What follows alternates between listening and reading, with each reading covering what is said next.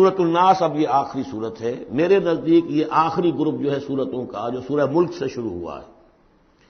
یہ دونوں پارے جو ہیں یہ سوائے ان دو صورتوں کے سب مکیات پر مشتمل ہیں صورتوں پر، اور صرف یہ دو صورتیں جو ہیں یہ مدنیات ہیں. اور ریسیپروکل نوٹ کر لیجئے، پہلا گروپ جو تھا اس میں مکی صورت صرف ایک تھی، سورہ فاتحہ، اور مدنی صورتیں 6.25 پارے پر پھیلی ہوئی، سورہ بقرہ، آل عمران، نساء اور مائدہ. اس کے بالکل برعکس ریسیپروکل نسبت یہاں ہے کہ یہاں پر یہ دو صورتیں ہیں چھوٹی چھوٹی، باقی دونوں پارے جو ہیں سب کی مکی صورتوں پر مشتمل ہیں. اور اس آخری صورت کا جوڑ مل جائے گا پہلی صورت کے ساتھ، یہ بھی میں آپ کو بتا دوں گا. بسم اللہ الرحمن الرحیم. قل اعوذ برب الناس، کہیے کہ میں پناہ میں آتا ہوں جو تمام انسانوں کا رب ہے اس کی پناہ میں. ملک الناس، صرف رب ہی نہیں ہے، بادشاہ ہے، تمام انسانوں کا بادشاہ ہے. الہ الناس، تمام انسانوں کا معبود ہے. من شر الوسواس الخناس، اس وسوسہ کرنے والے خناس کی جو پیچھے چھپ جاتا ہے. الذی یوسوس فی صدور الناس، جو لوگوں کے سینوں میں وسوسہ اندازی کرتا ہے، اس کے شر سے پناہ مانگتا ہوں. یہ جو شیطان لعین ہے جس کے بارے میں آتا ہے کہ ان الشیطان یجری من الانسان مجری الدم، حضور کی حدیث ہے یہ شیطان تو اس طریقے سے انسان کے وجود میں سرایت کر جاتا ہے جیسے کہ خون سرایت کر رہا ہے. یہ شیطان جو ہے، اور یہ آپ وہ بھی پڑھ چکے ہیں، وَلَقَدْ خَلَقْنَا الْإِنسَانَ وَنَعْلَمُ مَا تُوَسْوِسُ بِهِ نَفْسُهُ، ہم نے انسان کو بنایا، ہم جانتے ہیں کہ اس کا نفس امارہ جو ہے، اڈ اور لیبیڈو، اس کو اندر کیا وسوسہ اندازی کرتا رہتا ہے. تو شیطان کو بھی کوئی اور اختیار حاصل نہیں ہے. ہمارے اپنے سفلی داعیات، ہمارے جو اینیمل انسٹنکٹس ہیں، ہماری جو خواہشات ہیں، شہوات ہیں، ان کو وہ بھڑکاتا ہے. جس کے لیے حدیث میں آتا ہے کہ اس کی تھوتنی جو ہے وہ زمین جو وہ دل کے اوپر ٹکا کر پھونکے مارنی شروع کرتا ہے تاکہ وہ شہوت میں اشتعال پیدا ہو جائے اور سفلی جذبات میں اشتعال پیدا ہو جائے. اس کی اس کو اللہ تعالیٰ نے طاقت دی ہے. یہ ہے وسوسہ، وسواس الخناس. اور خناس کیوں کہا؟ اگر آپ ذکر کریں گے لا حول ولا قوت الا باللہ، فوراً بھاگ جائے گا. تو ذکر سے جب دل خالی ہوتا ہے، دل میں اگر اللہ کی یاد نہیں ہے تو شیطان آئے گا، تھوتنی ٹکائے گا اور پھونکے مارے گا. یہ چونکہ شیطان کی یہ ساری ترکیب انسان پر اثر انداز ہوتی ہے اس کے اپنے نفس کے وساطت سے، اندر سے، لہذا اس کے لیے یہ علیحدہ صورت جو ہے وہ قائم کر دی. قل اعوذ برب الناس ملک الناس الہ الناس من شر الوسواس الخناس الذی یوسوس فی صدور الناس من الجنۃ والناس. خواہ وہ جنوں میں سے ہوں یا انسانوں میں سے، ان میں وہ وسوسہ اندازی کرتا ہے. اب اس کو جوڑ لیجئے آپ پہلی صورت کے ساتھ. سورہ فاتحہ میں کیا ہے؟ الحمدللہ رب العالمین، قل اعوذ برب الناس، مالک یوم الدین، ملک الناس، ایاک نعبد و ایاک نستعین، الہ الناس. اس کے بعد کیا ہے؟ ہم آپ سے مدد چاہتے ہیں، اہدنا الصراط المستقیم. یہاں اس کے برعکس ہے، ہمیں اپنی پناہ میں لے لے. بات تو ایک ہی ہے، ہمیں سیدھی راہ کی ہدایت دے، ہمیں شیطان سے پروٹیکشن عطا کر دے. بات ایک ہی ہے، مضمون بالکل وہی سورہ فاتحہ کا. قل اعوذ برب الناس، الحمدللہ رب العالمین، الرحمن الرحیم، مالک یوم الدین، ملک الناس. اور معبود ہے ایاک نعبد و ایاک نستعین. اب ہم نے استعانت مانگی. اب استعانت، استعاذہ، یہ ایک ہی طرح کے الفاظ ہیں. مدد مانگنا، پناہ طلب کرنا، استغاثہ، استعانہ، استمداد، مدد مانگنا، استنصار، نصرت طلب کرنا، باب استفعال کے تمام الفاظ جمع کر دیجئے. تو عبادت، ہم عبادت کرتے ہیں تیری، ایاک نعبد، لیکن ہمیں استعانت، تیری مدد چاہیے اس کے لیے. تو معبود ہے، ہم تیری عبادت کا فیصلہ کرتے ہیں لیکن تیری مدد کے محتاج ہیں. اے اللہ، ہم تیری عبادت کا وعدہ کرتے ہیں لیکن تیری طرف سے ہمیں پروٹیکشن چاہیے کہ شیطان کے وسوسوں سے، وسوسہ اندازی سے ہمیں محفوظ کر دے. اس طریقے سے یہ سورہ مبارکہ ایک اعتبار سے مثنیٰ بن جاتی ہے سورہ فاتحہ کا، اور گویا کہ قرآن مجید کی آخری سورت اور پہلی سورت کے مابین ایک مشابہت قائم ہو جاتی ہے. بارک اللہ لی ولکم فی القرآن العظیم ونفعنی وایاکم بالآیات والذکر الحکیم. دعا ایک تو ابھی ہم پڑھ لیں گے جو دعائے ختم قرآن ہے، میں اس کا ترجمہ آپ کو بتا دینا چاہتا ہوں تاکہ آپ جب وہ دعا سنیں گے تو پھر اس کا ترجمہ بھی آپ کے سامنے رہے. تو یہ اور بڑی اہمیت کے ساتھ اس دعا کو سمجھیے. اللہم آنس وحشتی فی قبری، اے اللہ میری قبر میں جو وحشت ہوگی تنہائی کی، اس وحشت کو دور کرنے کے لیے مجھے قرآن مجید کا انس عطا کر دے۔ واقعہ یہ ہے کہ میں جب یہ دعا پڑھا کرتا تھا، جس زمانے میں ابھی آتش جوان تھا، تو میں سمجھتا تھا یہ تو اضافی سا جملہ ہے، اصل تو آگے ہے اللہم ارحمنی بالقرآن العظیم واجعلہ لی اماما ونورا وہدی ورحمہ۔ لیکن اب جب موت قریب نظر آتی ہے اور قبر جو ہے وہ نظر آ رہی ہے، تو معلوم ہوتا ہے کہ اہم ترین حصہ یہی ہے، اس دعا کا جو پہلا حصہ ہے، اللہم آنس وحشتی فی قبری، اس وحشت کو مانوس میرے لیے بنا دے، لیکن مانوس بنے گی قرآن کے ذریعے سے۔ وارحمنی بالقرآن العظیم، اور مجھ پر رحم فرمائیو اس قرآن عظیم کی بدولت۔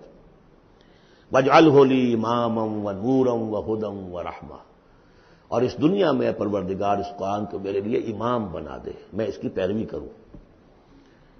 لیکن یہ الفاظ کہتے ہوئے اپنے دل کو دیکھنا ہوگا کہ خود اپنا ارادہ ہے یا نہیں، عزم ہو کہ ہاں اب قرآن کو اپنا امام بنانا ہے، اس کے پیچھے چلنا ہے، تب تو اللہ تعالیٰ سے دعا کرتے ہوئے بھی انسان جو ہے پھر اسے سجتی ہے یہ دعا، اور ایسا کوئی شعوری فیصلہ ہے ہی نہیں، تو پھر یہ ایک روٹین ہے، بس آپ نے ایک الفاظ ہے جو زبان سے کہہ دیے ہیں، ذالک قولہم بافواہہم، اپنے منہ سے نکلنے والی باتیں اور کچھ نہیں۔ واجعلہ لی اماما ونورا، نور بنا دے، وہدی، ہدایت بنا دے، اور رحمت بنا دے۔ اللہم ذکرنی منہ ما نسیت، اے اللہ مجھے یاد کرا دے اس میں سے جو میں بھول جاؤں، وعلمنی منہ ما جہلت، اور جس چیز کو میں اس میں سے جانتا نہیں ہوں، اور ہم تو سب سے جاہل ہیں، کتنے فیصد لوگ ہیں جو جانتے ہیں قرآن میں ہے کیا، لیکن بہرحال دعا مانگیے کہ اللہ تعالیٰ ہمت دے، آپ قرآن سیکھیں، قرآن سیکھنے کے لیے عربی سیکھیں۔ علمنی منہ ما جہلت، لیکن یہ بھی اگر آپ کا اپنا ارادہ نہیں ہے کہ سیکھنا ہے، تو اللہ تعالیٰ زبردستی تو آپ کے دل میں آ کے قرآن کا علم ہی ڈال دے گا۔ قرآن کا علم تو بڑی قیمتی شے ہے، دنیا کا کوئی فن ہو، کوئی معمولی سا کوئی فن ہے، وہ بھی سیکھنا پڑتا ہے، محنت کرنی پڑتی ہے۔ جیسا کہ حضرت علی نے فرمایا، بڑے اونچے اشعار ہیں، یغوث البحر من طلب اللآلی، جو شخص بھی موتیوں کا طلبگار ہوتا ہے اسے سمندر میں غوطہ زنی کرنی پڑتی ہے۔ ومن طلب العلا سہر اللیالی، جو کسی بلند مقام تک پہنچنا چاہتا ہے زندگی میں، وہ راتوں کو جاگتا ہے، محنت کرتا ہے، پڑھتا ہے، جو بھی مشقت کرتا ہے۔ ومن طلب العلا من غیر قد، اور جو کوئی بلندی کا طلبگار بن جائے بغیر کوشش کے، اضاع العمر فی طلب المحالی، پھر وہ اپنی عمر ضائع کر بیٹھتا ہے ایک محال چیز کی طلب میں، وہ تو ہونے والی بات نہیں ہے، یہ دنیا اللہ نے بنائی ہے کہ محنت کرو۔ تو یہ دعا مانگتے ہوئے علمنی منہ ما جہلت، تو اپنا ارادہ کریں پختگی کے ساتھ، اور چونکہ یہاں وہ نظام اب چلنے والا ہے، اس کا پراسپیکٹس بھی نیچے موجود ہے، 1 ایئر کورس جو ہم نے شروع کیا ہے انجمن خدام القرآن کے تحت، وہ لاہور میں ہوتا آ رہا ہے بہت سے سالوں سے، یہاں بھی 1-2 مرتبہ ہو چکا ہے، اب اس سال پھر یہ شروع ہو رہا ہے، اور یہ 23 فروری تک اس کے جو ہے وہ اس کی کلاسز شروع ہوں گی، اس سے پہلے ڈیٹس وغیرہ ہیں، پراسپیکٹس چھپ چکا ہے، نیچے دفتر سے آپ کو مل جائے گا، 5 روپے اس کی پراسپیکٹس کی قیمت ہے، لیکن آپ دیکھیے اور اس سے فائدہ اٹھائیے کہ ہم نے اب کیا کیا کچھ پڑھ لیا ہے، لیکن یہ کہ ہم نے اتنی عربی نہیں سیکھی کہ قرآن مجید کو براہ راست سمجھ سکیں۔ فرمایا وعلمنی منہ ما جہلت وارزقنی تلاوتہ، اور مجھے اے اللہ ہمت دے، نصیب فرمائیے کہ میں اس کو پڑھتا رہا کروں، آنا اللیل و آنا النہار، رات کے اوقات میں بھی اور دن کے اوقات میں بھی، واجعلہ لی حجۃ یا رب العالمین، اور اے تمام جہانوں کے پروردگار اس قرآن کو میرے حق میں دلیل بنا، میرے حق میں گواہ بنا، یعنی میرے خلاف نہ کر دیجو، اس لیے کہ حضور نے فرمایا ہے القرآن حجۃ لک او علیک، یہ قرآن یا تو دلیل ہے اور گواہ ہے تمہارے حق میں اور یا تمہارے خلاف۔ اگر قرآن کو پڑھو گے جیسے کہ پڑھنے کا حق ہے، سمجھو گے جیسے سمجھنے کا حق ہے، عمل کرو گے جیسے عمل کرنے کا حق ہے، اور اس کو دنیا تک پہنچاؤ گے جیسے کہ پہنچانے کا حق ہے، تو یہی قرآن تمہارا شافع بن کر کھڑا ہوگا، یہی تمہارے حق میں گواہی دے گا۔ اور جو کچھ ہم کر رہے ہیں اگر وہی ہم کرتے رہیں گے تو یہی قرآن سب سے بڑا ہمارے خلاف جو ہے استغاثہ لے کر آئے گا کہ اللہ یہ بدبخت کہتا تھا کہ یہ میں تیری کتاب ہوں، مجھے پڑھتا نہیں تھا، مانتا تھا میں تیرا کلام ہوں، سمجھتا نہیں تھا، یا سمجھتا بھی تھا عمل نہیں کرتا تھا۔ یہ سب سے بڑی دلیل ہمارے خلاف، القرآن حجۃ لک و علیک۔ اس قرآن حکیم کے ضمن میں ایک خاص دعا جو حضور سے منقول ہے، اس کی 2-3 روایتیں اس کی تھی کہ جن کو پھر میں نے جمع کیا ہے، وہ خوبصورت چھاپ بھی دی گئی ہے۔ اب آج یہاں غالباً اویلیبل ہوگی کہاں؟ آج یہاں کو تحفہ بھی آپ کو دیا جائے گا، یہ جو ابھی ہوگا ختم قرآن جب ہم تراویح میں کر لیں گے تو کچھ تحفہ بھی ہے، کوئی ایک کیسٹ ہے، ایک وہ دعا جو میں ابھی آپ کو سناؤں گا وہ بھی بہت خوبصورت طبع شدہ، کہیں لٹکا لیجئے اپنے پاس یا میز کے شیشے کے نیچے رکھ لیجئے، اسے یاد کیجئے۔ لیکن اس دعا میں جو کوٹ کوٹ کر بھرا ہوا ہے، حضور کی جو عاجزی ہے، بندگی ہے اللہ کے سامنے، جس طرح اپنے آپ کو انہوں نے، جیسے امام ابن تیمیہ کا قول میں نے آپ کو سنایا ہے کہ عبادت کیا ہے؟ غایت الحب مع غایت الذل والخضوع، حد درجے میں انسان اپنے آپ کو اللہ کے سامنے بچھا دے کہ میں کچھ نہیں ہوں، اے اللہ تجھ سے سوال کر رہا ہوں۔ وہ دعا کیا ہے؟ اللہم انی عبدک، پروردگار میں تیرا بندہ ہوں، ابن عبدک، میرا باپ بھی تیرا ادنا غلام تھا، وابن امتک، میری ماں بھی تیری ادنا کنیز تھی، فی قبضتک، میں تیرے قبضہ قدرت میں ہوں، ناصیتی بیدک، میری پیشانی تیرے ہاتھ میں ہے، ماضٍ فی حکمک، میرے پورے وجود میں تیرا ہی حکم جاری و ساری ہے، عدل فی قضاؤک، اور میرے بارے میں جو فیصلہ تو کرے وہ عدل ہی پر مبنی ہوگا۔ اسألک، میں تجھ سے سوال کرتا ہوں، بکل اسم ہوا لک، ہر اس نام کے حوالے سے جو تیرا ہے، تو قرآن میں بار بار ہم نے پڑھا فدعوہ بہا، للہ الاسماء الحسنی فدعوہ بہا، اللہ کے ناموں کے حوالے سے دعا کیا کرو۔ اسألک بکل اسم ہوا لک، جو تیرے نام ہے، انزلتہ فی کتابک، جسے تو نے اپنی کسی کتاب میں نازل کیا، او علمتہ احدا من خلقک، یا تو نے اپنے مخلوق میں سے کسی کو سکھایا، اب استاثرت بہ فی مکنون الغیب عندک، یا اسے ابھی اپنے پاس اپنے غیب کے خزانے میں محفوظ رکھا ہوا ہے۔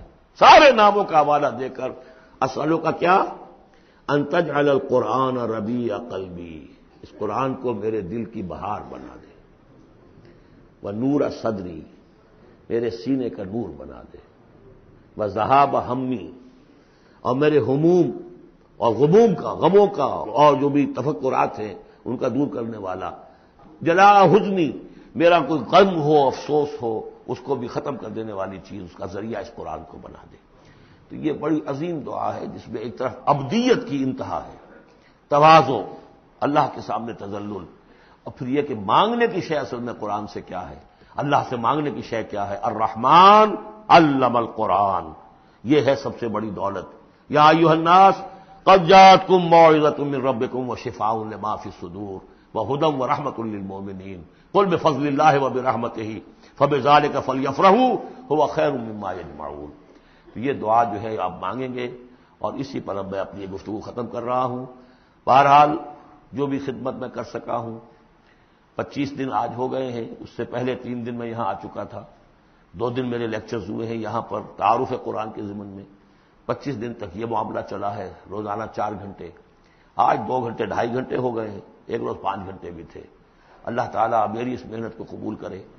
اس دفعہ میں نہیں سمجھتا تھا کہ میں یہ کر سکوں گا، بڑی ڈرتے ڈرتے میں نے اپنے اس خواہش کا اظہار کیا تھا، اللہ سے دعا کی تھی، اس لیے کہ صحت بہت خراب چل رہی تھی، لیکن بہرحال اللہ نے ہمت دی ہے۔ اب جس کو بھی اس سے کوئی خیر پہنچ جائے وہ میرے حق میں بھی دعا کرے۔ باقی اصل بات سمجھنے کی یہ ہے کہ 25 دن تک جو کچھ قرآن ہم نے سمجھا ہے، اب میں چاہوں گا کہ اس کے بعد یہ نماز ہم پڑھیں گے، اس کے بعد وہ دعا جو ہے ختم قرآن کی امام صاحب حافظ صاحب جن کے پیچھے ہم نے سنا ہے وہ مانگیں گے، اس کے بعد شیرینی اور تحفہ تقسیم ہو جائے گا، اور پھر یہ سمجھیے کہ آدھے گھنٹے کا وقفہ ہوگا تاکہ آپ وہ فریش اپ ہو جائیں۔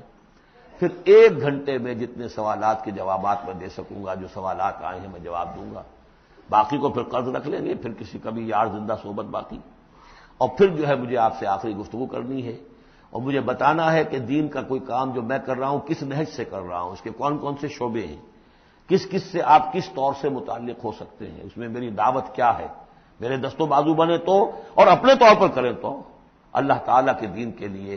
اب یہ سارا کچھ قرآن سننے کے بعد بھی ایسا نہیں ہونا چاہیے کہ ہماری زندگی وہی رہ جائے، اسی رخ پر رہ جائے کہ جو اس رمضان کی آمد سے قبل تھی۔ بارک اللہ لی ولکم فی القرآن العظیم ونفعنی وإیاکم بالآیات والذکر الحکیم۔